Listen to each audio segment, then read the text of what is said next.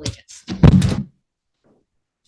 Allegiance to the flag of the United States of America and to the republic for which it stands, one nation, under God, indivisible, with liberty and justice for all.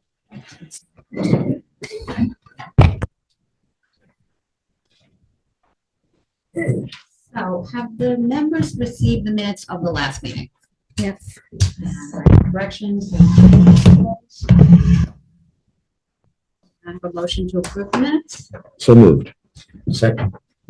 All in favor? Aye. So this evening, we only have one continuing workshop for 515 Woodstock Road. The applicant's requesting approval for a conventional subdivision of a 90.87 acre parcel into 5 lots. We've been workshopping this application over the last few months, and last month, we declared ourselves lead agency for seeker. Also last month, we held a public hearing on the question of whether a cluster subdivision should be required. We closed the hearing and reserved a vote on it until this month. So our code requires that we have to determine whether we're going to have the applicant move forward with a cluster subdivision plan, or whether we're okay with a conventional subdivision plan. So we're supposed to look at this and analyze whether we're meeting the purposes of the code, whether they can still meet the purposes of the code even though they're doing a conventional subdivision.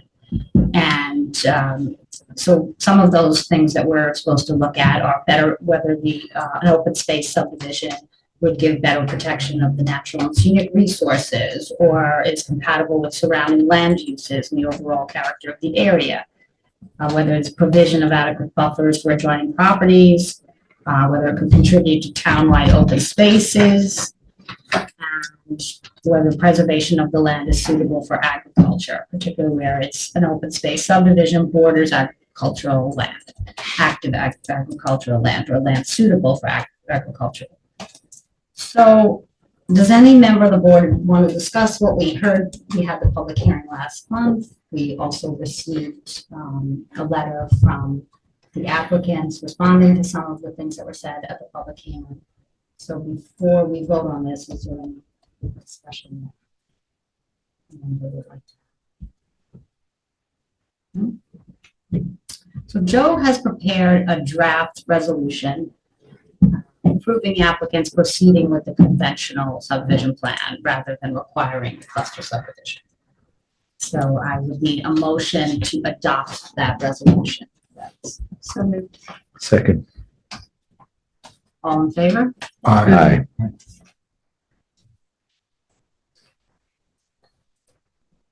So I think next maybe now we should talk about where we can stand on a couple of the issues. Sure. So we submitted, I guess, the 4th memo on this application. Anything that's new or unresolved was still pending discussions was added in bold text under previous comments from the last couple rounds. So I'll just touch on a few of those, really only a few. The first is, which you just covered, which was that you had this is under comment 7, the latest discussion for comment 7, which is basically about the fact that you had the public hearing last month about the conventional versus cluster preference. The applicant submitted additional materials for this meeting that, reiterating their position why they feel that the conventional was the best way to go. You just voted on that being the preferred method of subdivision here. So that's really all that comment covers. Comment 11 was regarding the previous wetland delineation and the bog turtle habitat question. Last month, the applicant said they were prepared to have a phase 1 bog turtle survey completed by their consultant, who also did the wetland delineation. That was submitted for this month's meeting. I forwarded that to Steve Marino, the town's wetland consultant, and he reviewed it and provided his memo with his thoughts on it that I think just came through this morning. I think everyone saw that. But he also went out to the site. And he visited the site, as he documented, went back again. It was the second time out there. This was only for a few of the wetlands in question. There was 3 of them that the applicant's consultant had originally said displayed possible habitat characteristics. But the phase one survey confirmed that they don't meet habitat requirements for bog turtles. So, and no bog turtles were observed. So Steve concurred with the applicant's expert's opinion on that issue. So, the buffers that apply to those wetlands, which are already honoring the town's buffers with their 50 feet to 100 feet, depending on the size of the wetland. Those are what's going to stand as far as defining those development envelopes on each lot. It's not going to be expanded. Usually, if there's a bog turtle issue, that the U.S. Fish and Wildlife requires a 300-foot conservation zone, but if there's no habitat present, no species present, that doesn't apply. So, what they're showing currently for those buffers would be maintained. Down on comment 13, this just documents the applicant's latest information about soil testing they submitted regarding the suitability of the soil for septic systems. So they did provide a summary that, that each parcel 1, 2, and 5 are the parcels that would have potential houses on them. They followed the county's guidelines for doing those soil tests. Soil was observed to be silty, sand, and gravel with some cobbles. They concluded that there's several viable locations for eventual design review and eventual approval by the health department of either a below ground or above ground with fill pad septic system design. So the only comment that we had on that was we weren't sure where were the perk tests on? Are they within the blue boxes, the envelopes that were defined? Were they just outside of those? If they could provide a little more information about where they actually did that, it would help, I think, inform the board that everything that they want to contain within those envelopes could include also possibly the wells and septic. So that was that comment. And then lastly, I think it's lastly, no, 2 more. Number 19, you're following along the memo. There was just, again, about the CAC raised comments and provided, a letter and a map showing that the site, the northwest corner of the site appears to be mapped on the NRI within what's called the tertiary aquifer recharge area, zone 3. Which are generally defined as areas around streams that will subsequently seep into the sand and gravel aquifer through infiltration. In our opinion, AKRF's opinion, it's not uncommon. You see single-family homes in this zone all over town. In this case, I don't think the building envelope really encroaches within that area that's covering that particular lot that's proposed. So, we don't have any really concerns about the mapping being within that particular lot. So just documenting that. And then the last comment is on seeker. As you noted last month, the board declared lead agency under seeker. The public hearing was open and closed on the cluster versus conventional question. So now we're proceeding through the seeker process. I think, and we can talk about this further when Joe had some hearing notices and resolutions prepared. The next step in the process is coming up with a secret determination, and that's necessary before you make before you hold a hearing on the preliminary plat. That's what your code says. 137-11C says that the planning board is required to make a determination of significance prior to holding the public hearing on the preliminary plat. So we came up with the concept of having a public hearing starting next month that can be used to gather comments on environmental issues, seeker-related issues, and then it can be continued to cover the plat itself. So there won't be is that true? Yeah, that's true. We'll continue the public hearing, assuming this is the route that you go. And just to elaborate on what Aaron said, you're not required to hold a public hearing in order to make your determination of significance. But because there's been some public interest expressed on this project, and it's an important site in town, I think in the interest of just the public welfare, you've elected to have one, or at least you may consider that tonight by a resolution. we'll hold the public hearing open. We will do a separate, even though if you hold it open, technically you don't have to renotice. I think because it would, that second hearing would be in order to hear any comments on the subdivision application itself. We'll do a separate notice at that point. Again, we just want to make sure there's complete transparency with the town residents about exactly what's being heard when, and that everybody gets a chance to do it. So you're saying that next month we'll have two public hearings, one on secret? No, we'll have one just on secret. Okay. That's what the notice will say. And the notice will also say, just sort of in an abundance of caution, it's going to say just that's the purpose of it. And that further public hearing, that hearing will be continued and further comment will be taken on the subdivision. So that the public knows how to, organize their thoughts and comments in a timely manner.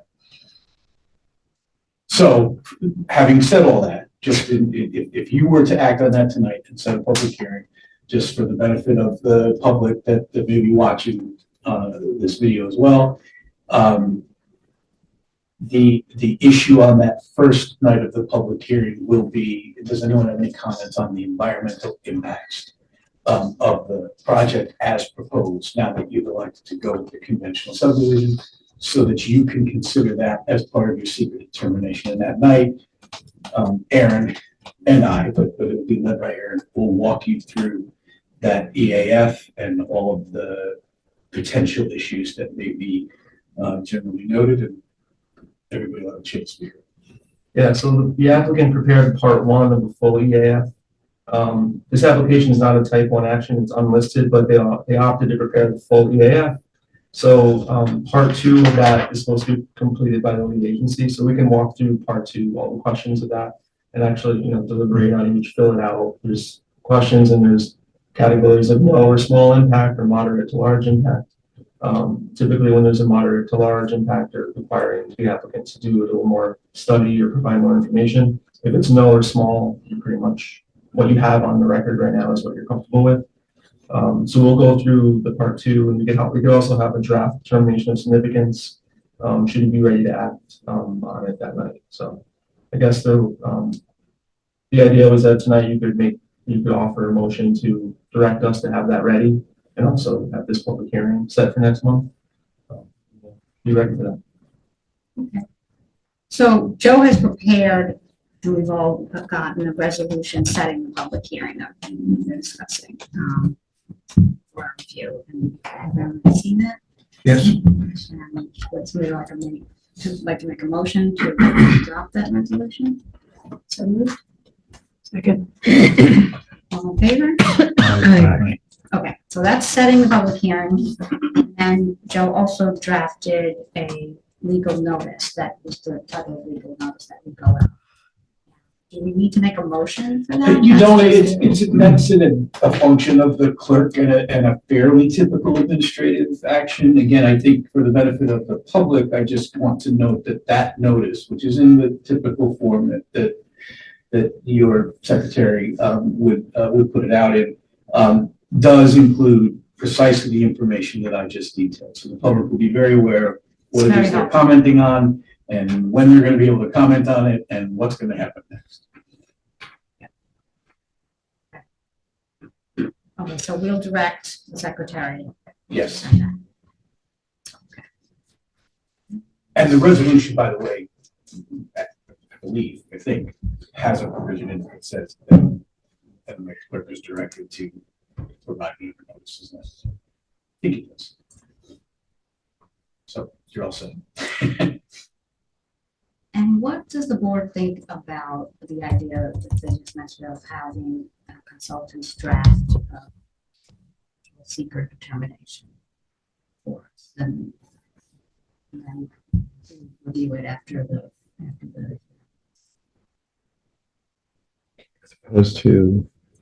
as opposed to maybe it would delay things if we didn't have that, then we discussed it and came up with our determination, and then it might delay. That's It would just be a draft. So just a be draft, something to but- discuss. Yeah, so, good idea. We'd be able to read it and have questions ready. Yep. Yeah. We'll go through part 2 of the EAF And that's gonna cover most of those points. Right, Yeah. but part three also is required by the lead agency, and that's the actual determination of significance. Negative declaration meaning it's done, and then you do an environmental impact statement, positive declaration meaning that you're asking for an environmental impact statement. So you would have a draft. And the applicant has submitted a lot of documentation regarding the EAF, all the issues. Right. A lot of the meat of the seeker on this has been habitat and Yeah. environmental, ecological issues. It's three new homes. It's not an issue of traffic and water and sewer demand. It's really the environmental characteristics of the site and how they're proposing to limit development to certain areas because of X, Y, and Z reasons, steep slopes, wetlands, et cetera. So there's a lot of issues in the EAF part two that just won't apply to this project. Right.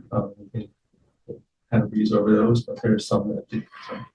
And we'll do it, go ahead. I'm sorry. Go ahead. But getting back to the big picture, besides the EAF and the environmental stuff, secret, besides that, when we get through that, we still have the issues of, in my mind, of the building envelope being something that we can make sure that the building envelopes are adhered to subsequently down the road if the site is divided again or subdivided again, that those building envelopes are obeyed.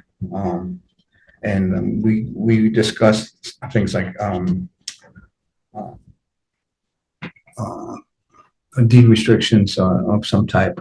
And I think those will be the issues down the road for us. Yeah, that'll be part of your Right. subdivision. Right, so I was just checking, it's not. Yeah, no, that's correct. Okay. This is strictly that if the project as the applicant has proposed it were built, what are the potentially anticipated environmental impacts? Mhm. That's what you'd be going through that night. I think anticipating your question was gonna be, would we go through that night? Was that gonna be your question? Part one. So with respect to that, yeah, the idea would be you'd open the public hearing, you'd get all the public comment on that. You'd walk through that part two, so that the basis for asking to have a determination of significance drafted is that you've got enough information based on what the applicant has submitted to do that. The part two review is for you to go through each thing on your own, use your independent judgment to determine whether what they've given you does indeed allow you to go forward. If you have any pause about that, you don't do it that night. Or if you want more information, you talk about that night. If you're comfortable that at least we haven't spun our wheels administratively. So that's the idea. But the proposal that's going to be subject of deliberating on the part two is their proposal of Right. what they've shown us, the constraints map with the building envelopes. They're proposing that, they're offering that as part of their plan. So that's what is going to be going into your decision about no impact or moderate to large impact. Right. The details about how that's enforced, should we get to that point, right? That's all part of the subdivision resolution down the road. That's separate from the secret determination. I guess I don't know if it's really a question, it's a comment, is that we're going to be holding a public hearing on the environmental impacts. And then we're going to be going through seeker. And I think I'm just thinking about how that might play out and what we might need to do to manage that process and what it might look like if we do one before the other, or if it's going to be confusing if the public gives comments and then we go through this detailed analysis. And maybe I'm overthinking it. I guess I'm just, what is the order of operations? No, I don't think you're overthinking it. It's a really good inquiry, meaning that I think the sequence would be you get the public comment so that all the information is in front of you. That would include the information that the applicant's given you, what you've heard from the public, and what you walked through with Aaron that night. And so that's the sequence. And so arguably you've got all the information you need. Yeah. If, as I said, if anything about that gives you pause though, you don't have to act that night. If you have any concerns based, for instance, on a comment from the public, where you feel like, yeah, well, we heard that comment, but I don't know if we've really addressed it or got enough information to deal with it, then you would say that. And you don't have to act that night. You can ask for more information and you put it on. This just gives you a tool if you feel you've got all the information you need to be ready to act. And frankly, acts as a baseline, even if changes were ultimately proposed for a better draft when you come back. I remember something Aaron said. Yes, and Aaron's right, like those envelopes, those restrictions that you're talking about, to the extent they're part of what the applicant has proposed and agreed to, they are part of your environmental analysis. If during that subdivision review process, that would change in some fundamental way, some material way, either based on their desires or something you hear during that process, well then, that would obviously change the premise on which you made those findings. So that's getting a little far out there. I think it's unlikely in this case, but just to let you know, your hands aren't tied if the rules of the game change. Okay. So.